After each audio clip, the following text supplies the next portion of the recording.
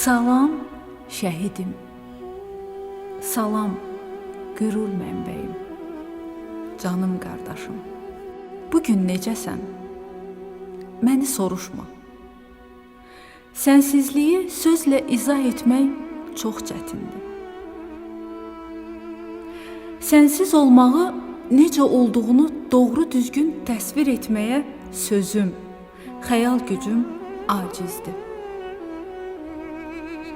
Sənin adın gələndə hər kəs sussa da qəlbimizdə sən varsan. Daxildə hamımız sənlə danışırıq. Həsrətdəyik. Sənli günlərimiz üçün yaman darıxırıq, pəhləvan cüssəli, igid qardaşım. Sənsiz keçən hər gün nə qədər çətin olsa da, sənin yoxluğun mənə güc verir. Çünki bilirəm, sən adi bir ömür yaşamadın. Sən vətən üçün yaşayıb, vətən üçün canından keçdin. Eli, yurdu üçün müqəddəs şəhidlik zirvəsini fəth edənlərdən oldun. Hər dəfə rəsminə baxanda, məzarının önündə dayananda kədərlə yanaşı, həm də çox qürurlanıram.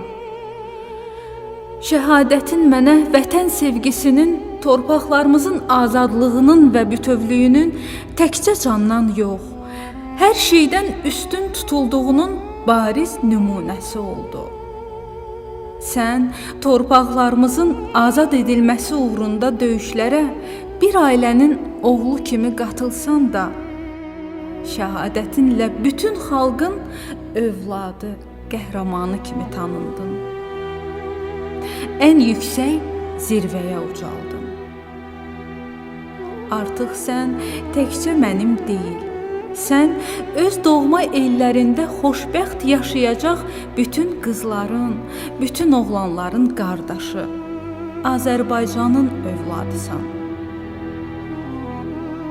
Bu fəxri, bu qüruru yaşatdığın üçün bir bacı olaraq sənə minnətdaram, əziz qardaşım. Ruhun rahat olsun. Sən və sənin kimi qəhrəmanların getdiyi yol xalqımızı zəfərə apardı. Qanınız ilə yazılan o zəfər bizim gələcəyimizi nurlandırdı, ümidlərimizi doğrultdu. Hər səhər əzəmətlə dalğalanan qələbə bayrağımıza baxanda sənin simanı görürəm. Qardaşım, bugün özün aramızda olmasan da adın ürəklərdə yaşayır. Səninlə fəxr edirəm. Hər yerdə qürur hissi ilə deyirəm. Mən şəhidin bacısıyam. Ruhun şad olsun.